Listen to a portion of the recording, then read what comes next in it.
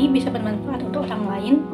Pernahkah kamu berpikir kalau suatu hari nanti kamu bisa meraih semua mimpi-mimpimu yang kedengarannya sangat mustahil? Terbesit rasa tidak percaya diri atau kegagalan yang terus menghantuimu di setiap langkah yang kau pijak. Bangun di pagi hari tidak pernah tenang dan rileks. Bayangan-bayangan buruk soal masa depan sedangkan dirimu di sini hanya berdiam diri tanpa keberanian dan pengecut. Pikiranmu selalu terganggu ketika kamu ingin mencoba hal baru dan keluar dari zona amanmu. Selalu berpikir akan gagal, padahal kamu sendiri belum pernah mencoba dan mencicipinya sekalipun. Pada akhirnya, kamu terlarut dalam penyesalan dan kegelisahan, menyalahkan diri sendiri atas kebodohan yang terjadi padamu. Meratapi nasib yang sia-sia dan hanya membuang energimu yang kemudian dirimu tidak pernah berkembang dan akan selalu tertinggal. Mungkin beberapa kali pernah kamu mencoba untuk bangkit dan melupakan masa lalu, tapi tidak berhasil. Rasa takut yang menusuk dirimu semakin menancap ke dalam, atau mungkin rasa takut itu sudah menancap selamanya dalam dirimu. Aku pernah berpikir, jika seandainya hidupku lebih baik dari ini, kira-kira aku ada di mana sekarang? Apakah aku masih berdiri di rumah yang kupijaki ini, atau berada di belahan dunia lain? Seandainya dulu aku bisa mengatakan ketertarikanku atau keinginanku kepada mereka, apakah mereka akan mengabulkannya? Kurasa tidak. Hal yang sia-sia menurutku. Jawaban yang sudah pasti akan keluar dari mulut mereka itu tidak perlu kuragukan lagi. Aku pernah berpikir, kenapa nasib orang di dunia ini berbeda-beda? Bukankah Tuhan itu maha adil?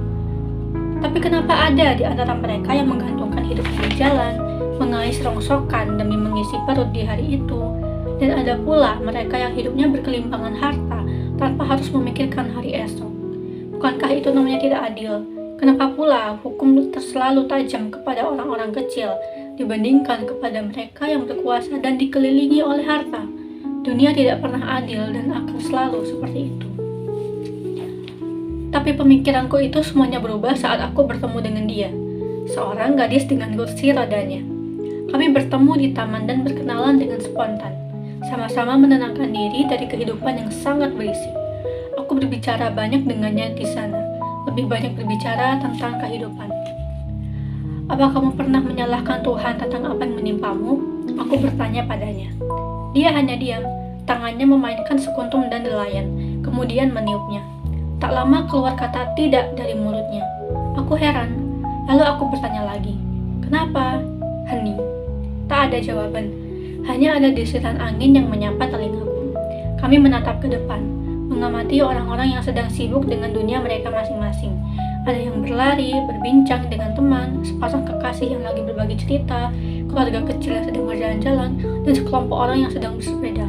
Suasana seperti ini entah kenapa membuatku senang dan tenang. Aku bisa melihat dunia dari pandangan yang berbeda, tidak terpaku pada pikiran-pikiranku yang ruwet. Gadis di sampingku tiba-tiba bersuara. Pernahkah kamu mendengar bunga yang bernama Rosella? Aku mengerutkan dahi. Kurasa aku tidak pernah mendengar nama bunga itu. Terdengar asing di telingaku.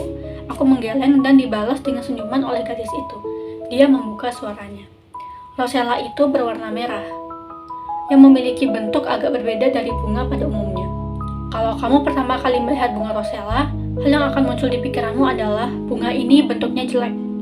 Memang Rosella itu bentuknya tidak indah, sehingga jarang sekali orang yang menganggap kalau bunga ini cantik, karena dia memiliki bentuk yang sedikit menyeramkan. Tapi tahukah kamu kalau Rosella memiliki banyak manfaat untuk kesehatan manusia? Tidak banyak orang yang menyadari hal ini.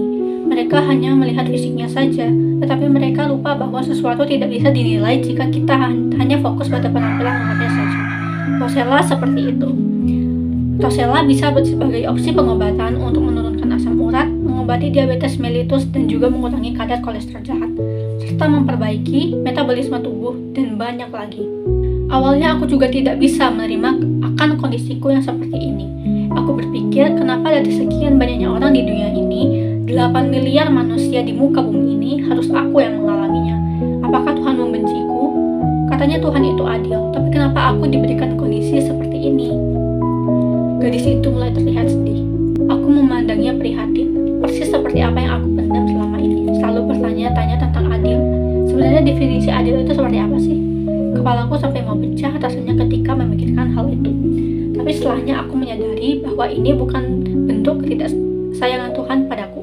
Justru sebaliknya, ini adalah bentuk perhatiannya kepadaku. Dia tahu kalau aku kuat, dia tahu aku bisa melewati semua ini, meskipun orang-orang memandangku sebelah mata karena kondisi fisikku yang terbatas. Dan mentalku juga bermasalah, tapi aku bisa bermanfaat untuk orang banyak, meski sekecil apapun itu dan kita tidak menyadarinya sama sekali. Dari situ, aku menyadari bahwa aku tidak boleh terus-terusan menyalahkan akan takdir yang sudah diberikan Tuhan kepadaku. Semua ini tentunya ada hikmahnya. Perlahan-lahan aku mulai bisa menerima kondisi fisikku yang seperti ini. Tidak bisa berjalan, dan aku tidak bisa bergerak bebas seperti dulu. Tidak mudah sejujurnya, tapi mau bagaimana lagi? Dunia tidak akan berhenti bagaimanapun kondisimu. Kalau kamu terus menyalahkan takdir dan meratapi nasib, yang ada dirimu tidak akan pernah berkembang. Diam di situ saja tidak akan menyelesaikan masalah. Life must go on. Minimal jadilah bermanfaat bagi orang lain jika kamu sendiri tidak tahu harus melakukan apa. Tanpa sadar, aku meneteskan air mata. Meratapi kebodohanku yang selalu menyalahkan Tuhan terus-menerus, merasa bahwa kehidupan tidak pernah adil selamanya. Kami berdua berbicara tanpa mengenal waktu. Semburat jingga mengintip malu-malu di ufuk barat. Aku baru tahu kalau gadis ini kemana-mana memakai transportasi umum dengan keterbatasan yang dimilikinya itu. Untungnya saja fasilitas transportasi umum di kota ini sangat diperhatikan oleh pemerintahnya, sehingga orang disabilitas atau mereka yang memiliki keterbatasan bisa kemana-mana dengan tenang. Aku salut sekali kepadanya, tidak pernah mengeluh sekalipun. Aku mengantarnya menuju terminal bus, kami berbincang santai sembari aku mendorong kursi rodanya. Aku menemaninya sampai busnya tiba. Setelah melambaikan tangan padanya, aku melanjutkan perjalananku menuju rumah. Bertemu dengan gadis itu membuat aku jadi mengerti. Sehampa apapun dirimu, sesedih apapun dirimu, dan apapun kondisimu itu, hidup tetap berjalan tanpa peduli dengan kondisimu. Jika kamu hanya terus-terusan menyalahkan takdir, maka kehadiranmu di dunia ini sangatlah sia-sia. Jadilah seperti bunga rosella, sering diabaikan dan dikucilkan, padahal dia membawa manfaat kepada para manusia. Meski kehadirannya sering tidak dianggap di dunia ini, dia akan tetap terus ada dan tumbuh, membawa segudang manfaat yang tidak pernah disadari oleh orang lain. Hidup akan terus berjalan, jadilah manusia yang bermanfaat. Apapun kondisimu sekarang, jadilah orang yang senantiasa menebar kebaikan dan kebahagiaan, agar hidupmu berwarna dan tidak monoton. Terima kasih untuk kalian yang sudah mendengarkan cerpen aku. Semoga dengan cerpen ini kita bisa lebih peduli dengan kondisi teman-teman kita yang memiliki keterbatasan fisik ataupun keadaan kondisi fisik yang tidak sempurna, kesehatan mental yang terganggu, dan apapun itu yang berhubungan dengan inklusivitas. Semoga kita bisa terus memberi manfaat kepada orang banyak dan tentu saja menolong teman-teman kita. Semoga teman-teman kita yang memiliki keterbatasan tersebut selalu ceria, bahagia, bisa menemukan potensi mereka dengan maksimal. Terima kasih.